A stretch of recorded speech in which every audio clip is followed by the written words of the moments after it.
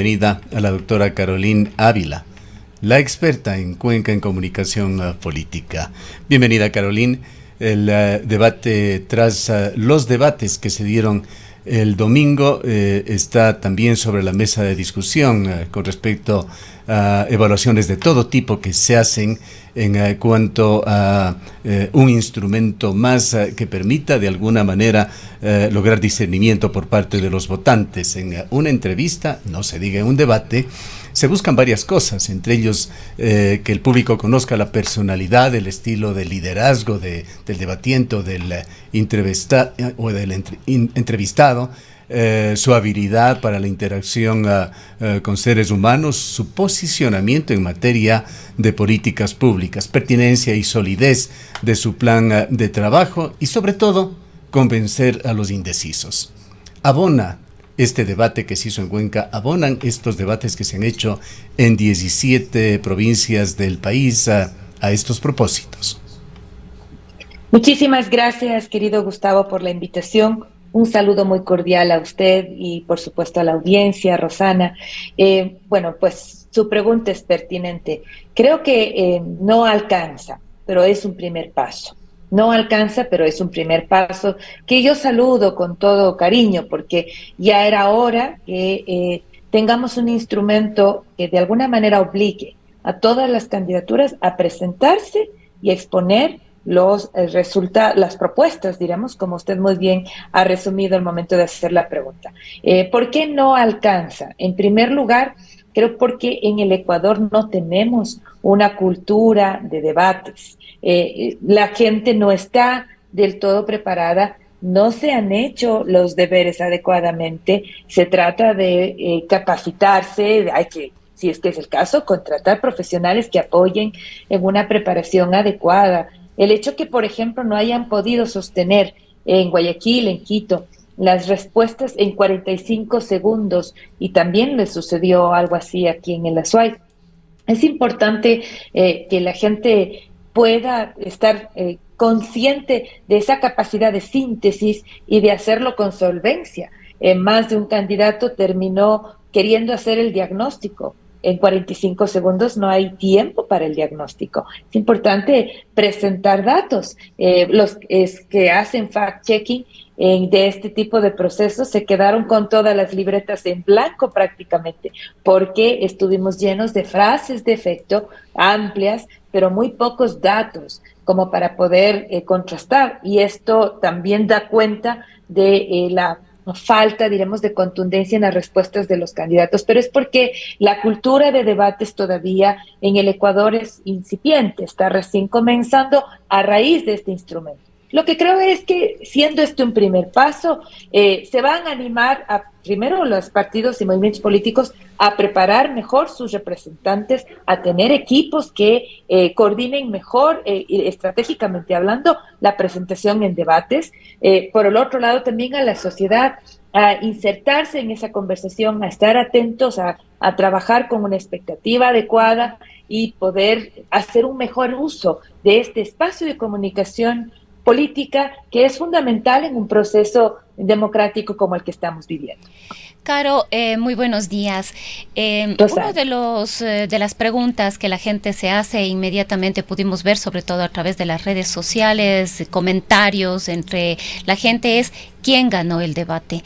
¿Es realmente posible determinar un ganador de un debate bajo las consideraciones que ya tú misma acabas de explicar, de detallar, o este espacio solamente nos ha servido de alguna manera para ver cómo le fue a cada uno de los candidatos, quizás cuáles fueron sus habilidades, un poco más o menos de conocimiento de alguno de los temas? ¿Podemos hablar de un ganador?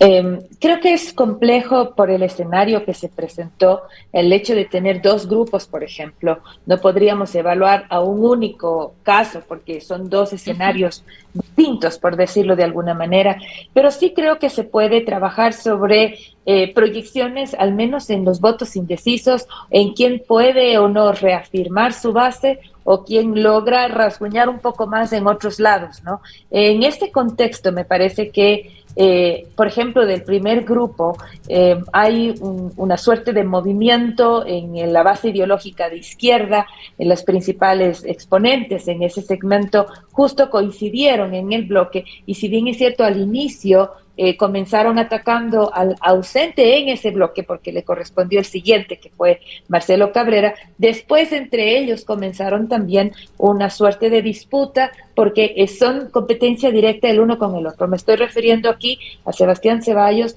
y a Juan Cristóbal Lloret. Creo que el resultado en el caso de la Revolución Ciudadana es reafirmar la base. Y si es que ese era el objetivo para presentar el debate, es un objetivo cumplido, porque obviamente le iban a acusar sobre la presidencia de Correa y tal, y Lloret tenía que salir, así como le pasó a Guiñaga en su caso, y lo mismo a Pavón en Pichincha, ¿no es cierto?, salir y defender la causa correísta de alguna manera. Entonces creo que hay como un check allí. Pero, por supuesto, también en el proceso de un debate como este, se juega mucho con la expectativa. Y en el caso de quienes son nuevos candidatos, la expectativa es baja, es decir, se le conoce poco, por lo tanto todo lo que entregue va a ser nuevo conocimiento, no va a ser una novedad. Y me parece que eso sucedió al menos en 3 casos, en 3 momentos en el debate del domingo pasado. Es el caso de Sebastián Ceballos, de quien se le conocía poco, es el movimiento que le apaña de Unidad Popular, y que tuvo una participación interesante. Entonces ahí fue como una novedad, mira este candidato que se está presentando. Me parece que lo mismo, pero en otro lado ideológico, es lo que le sucede a Morales. Diego Morales es, al igual que Diego Monsalve, contrapartes de las candidaturas a la alcaldía de Pedro Palacios y de Paul Carrasco respectivamente, y por lo general terminan siendo actores secundarios del proceso electoral, excepto que en este momento, al ser ellos los candidatos a la prefectura, es para muchos la primera vez que les escuchan. Entonces creo que ahí también hay un espacio de mayor presencia y que rescatan, porque han hecho una presentación interesante, rescatan la atención de la población. Mi pregunta es, si es que ellos levantan el perfil y comienzan a rasguñar votos, ¿quién pierde esos votos? Y creo que quien pierde esos votos, si es que este fenómeno de transición de votos se da, por supuesto, sería el que estaba hasta hace poco llevando delantera, que era Marcelo Cabrera. ¿Por qué tenía esta preferencia Marcelo Cabrera? Porque tiene 16 años de vida política, más el último año como ministro de Obras Públicas. Entonces es el nombre más reconocido en los votantes. Obvio que ante poca campaña, pues es el de mayor favorabilidad, pero creo que si hay algo que deja claro este proceso es que nada está dicho en la prefectura, que inclusive ese espacio de gabela que tenía Marcelo Cabrera por el reconocimiento público que tiene, ¿no es cierto?, al estar en una trayectoria de muchos años, evidentemente también comienza a resquebrajarse a partir de la presencia de estas nuevas voces, como menciono, Ceballos, Morales, Monsalve, que comienzan a crecer. También me parece rescatable en el segundo grupo la participación de Ruth Caldas, más allá de los datos que no entregó, más bien fueron frases de oratoria bastante bien trabajadas, por eso rescato, insisto, la participación. Su mejor momento fue en la interpelación. Y claro, evidentemente, me imagino que Cabrera sabía que las preguntas iban a ir contra él, tanto de Caldas como de Monsalve, y la respuesta fue, de alguna manera se repite, ¿no? Que no se le evalúe por 12 meses de gestión cuando ha habido 16 años de trayectoria. Ahora, Caroline, me parece que el caso de Quesada es reafirmar el nicho que ella tiene. Sí, ¿Qué tan gravitante puede ser un debate político en el mundo de la comunicación contemporánea y en una campaña tan corta? Recién se inició la campaña y quedan ya solamente 20 días. Hay debates en el pasado que fueron definitivos aquí en Cuenca. Recordamos el de 1996. Fernando Cordero viró el fiel de la balanza en un debate en Ondas Azuayas contra Javier Muñoz Chávez. Pero ¿qué pasa en el mundo contemporáneo? Es que va a depender del escenario. Recuerdo también, por ejemplo, el de Quito, chúpate este caramelito y no estés tan mal genio, le dijo Rodas en su momento a Barrera, y no es que el caramelito haya funcionado, pero claramente todo contribuye, incluso había una tendencia y tal. Oiga, En míreme este a caso los en particular, ojos, doctor él Borja, de León míreme a Febres los Cordero. ojos, doctor, o sea, que más efecto que ese, ¿no? Además, porque allí inclusive se dio la vuelta de la primera a la segunda vuelta. A ver, yo creo que los estudios nos dan cuenta que cuando hay alta indecisión, el efecto del debate puede ser más notorio, pero nunca tan fuerte. O sea, estos casos que estamos contando son las excepciones, y además porque la dispersión no era tanta. En este caso, por ejemplo, hay estudios sobre las primarias en Estados Unidos, en donde hay una gran cantidad de candidatos que podríamos como para representar con lo que vivimos acá. Y el cambio más grande ha sido de 3 o 4 puntos, ¿no? El más grande. No creo que sea el caso acá. El debate no incide tanto, sino más bien lo que genera es una suerte de reactivar la conversación sobre una candidatura menor como la de la prefectura. Siempre la alcaldía termina teniendo la mayor atención del electorado. Entonces, reactivar esta conversación hace que la gente comience por último a buscar en TikTok cuáles son los memes sobre el debate, qué es lo que en corto se está resumiendo del debate. Escucharnos a usted, a mí, a Rosana, hablar sobre lo que sucedió el domingo también ayuda en la gente, sobre todo en los que están indecisos, a ver qué ha pasado, si es que se cuenta alguna anécdota, alguna cosa, ir hacia el internet y hacer la búsqueda. Usted, Ahí, por ejemplo, hay un indicador Caroline, de interés. usted, Carolina, es una de los pocos periodistas locales que hicieron análisis crítico del debate del domingo, sobre todo en las redes sociales me refiero. Y usted, como experta en comunicación, los psicólogos, los asesores de imagen, evalúan algo sobre lo cual no hemos leído, las expresiones corporales de los candidatos. ¿Qué le dijeron a usted en este debate del domingo? Creo que es importante en el contexto de esta necesaria cultura de debates que tenemos que trabajar, que exista mayor preparación, ¿no? Personas muy capaces en la gestión pública se presentaron muy frágiles en el debate. Y esto es simplemente porque no se dio una preparación adecuada. La gesticulación, por ejemplo, en muchos de los casos se lamenta, ¿no? Porque la gente que conoce a estos candidatos o candidatas, pues sabe muy bien cómo se desempeñan en otros espacios y que en el debate lamentablemente les perjudica. No solamente hablamos de gestos, también hablemos inclusive de la capacidad de responder con síntesis, de ser concretos, incluso la capacidad de preguntar, de aprovechar la pregunta del momento de interpelación para seguir insistiendo en su discurso, en lo que quieren proponer. Eso también no fue suficiente en algunos de los casos que mejor ya ni los mencionamos, porque creo que los candidatos cuando firman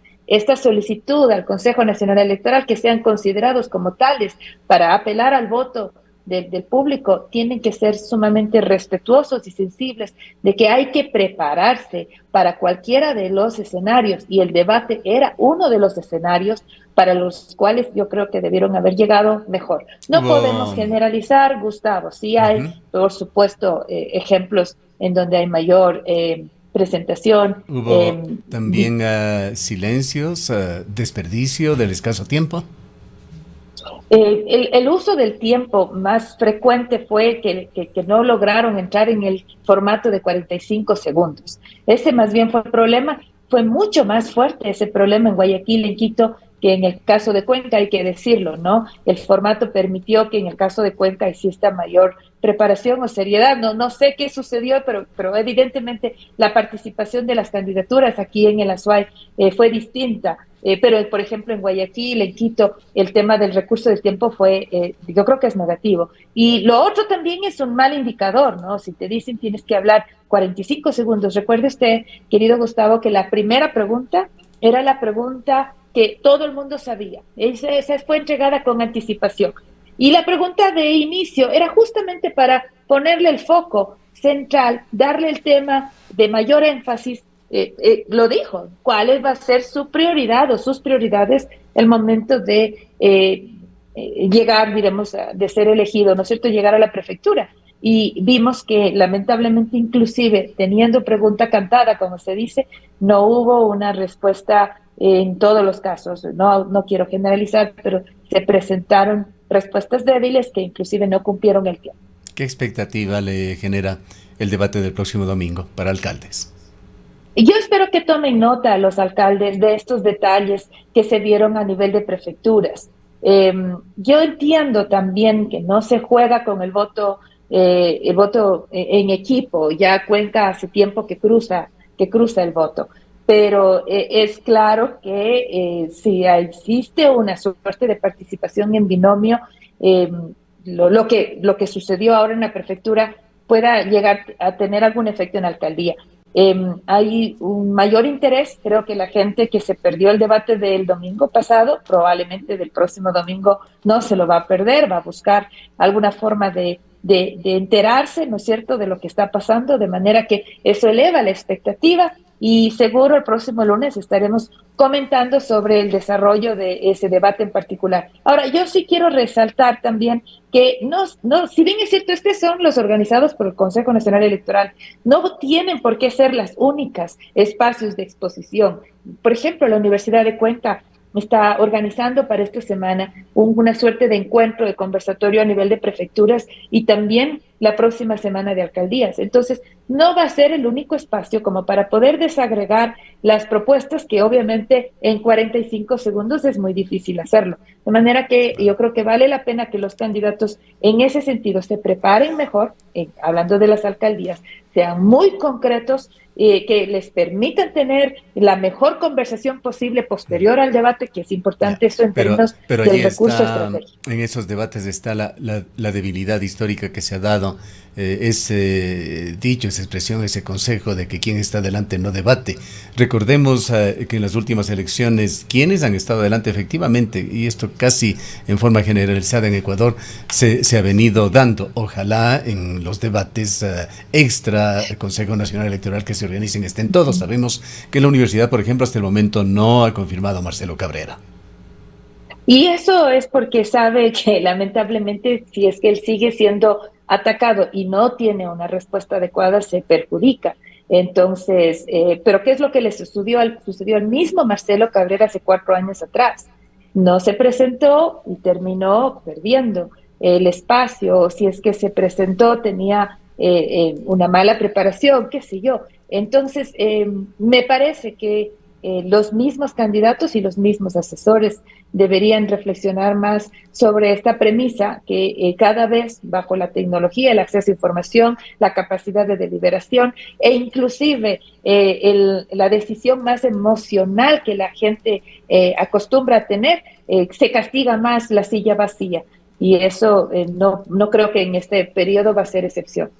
Bien, como había señalado, faltan aproximadamente 20 días más de campaña. ¿Qué se podría aspirar? ¿Qué sería lo deseable para que no lleguemos al final de la campaña con esto que ya vaticinan algunos analistas? Así piensa, por ejemplo, Marcos Alameda, con quien conversamos de los debates del día de ayer. Él dice, va a ser una definición nuevamente en base a emociones, a imágenes, una elección por el mejor desempeño en TikTok.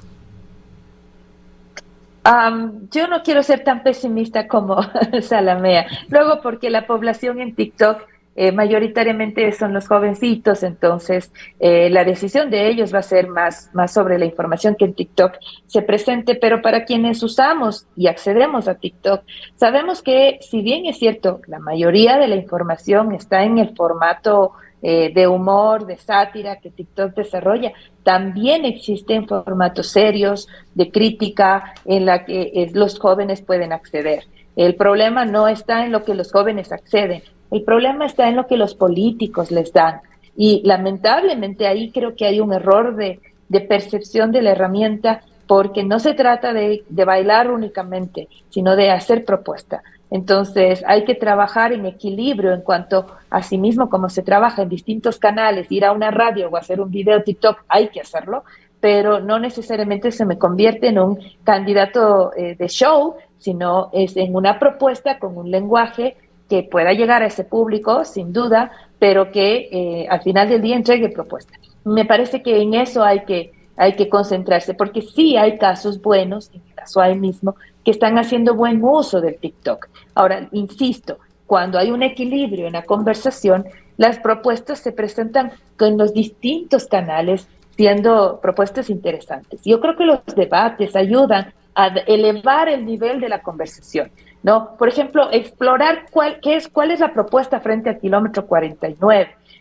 Mirar qué es lo que se plantea en materia de género, que fue una de las preguntas, por ejemplo, que el CNE propuso y que fue presentado en el debate, a pesar de que a nivel de prefecturas yo no veo ninguna de las candidaturas haciendo un discurso en ese sentido. Y ahora, a partir del debate, comienzan a trabajar el tema de género también, y eso es importante. Entonces, comenzamos a tener una conversación sobre los temas. Ahora, coincido en una cosa con Salamea, con Marco, y es que el voto sigue siendo emocional. O sea, el voto lamentablemente no va hacia la razón, pero porque la emoción en el votante está directamente vinculada también con las necesidades y con las preocupaciones. Si es que en el Azuay el tema de la inseguridad sigue siendo el principal problema, es necesario que las distintas candidaturas se presenten con propuestas indistinto de las competencias, porque a nivel de prevención pueden hacer mucho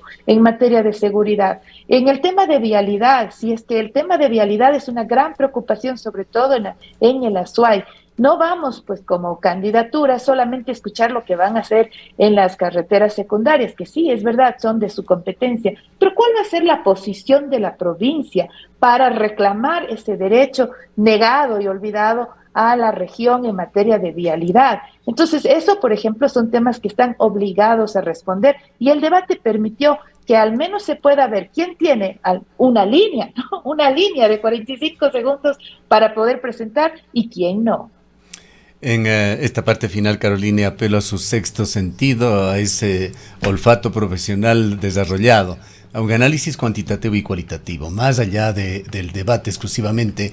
¿Cómo ve las posibilidades de los candidatos en la provincia de la Azuay, particularmente para alcalde y prefecto? ¿Hay ya candidatos o lotes definidos?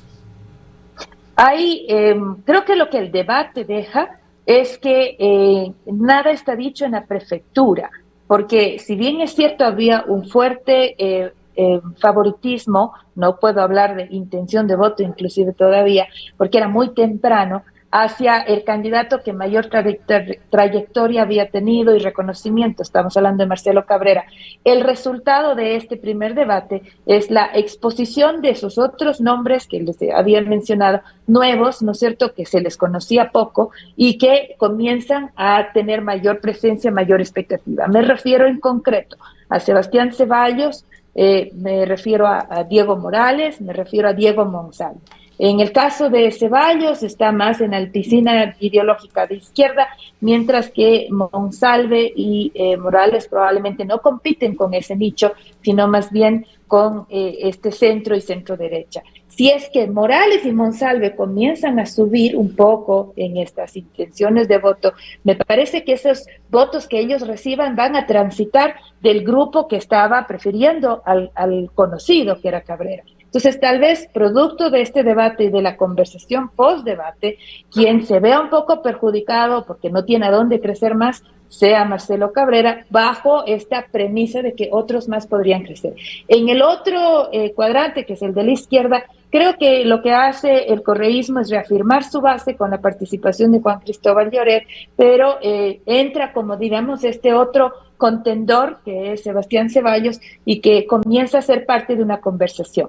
Nota aparte es la de Ruth Caldas, que de alguna manera se mueve en ambos lados y que tiene la capacidad de trabajar ese voto rural de manera interesante. Si bien es cierto, no entregó propuestas concretas, más bien se dedicó a un recurso de oratoria que no le deja mal, diremos que le deja tranquila en el debate, pero es interesante y se destaca en este caso su capacidad de interlocución, de interpelación, que fue evidente en el bloque número 2. Habrá que ver ese comportamiento de votos, cómo se da, y luego obviamente creo que Magali Quesada reafirma nichos y estamos. Creo que por ahí se puede hablar Nos quedan todavía unos buenos 20 días, si no me equivoco, así que lo que podríamos concluir es que en la prefectura nada está dicho todavía. Gracias a Caroline por su presencia.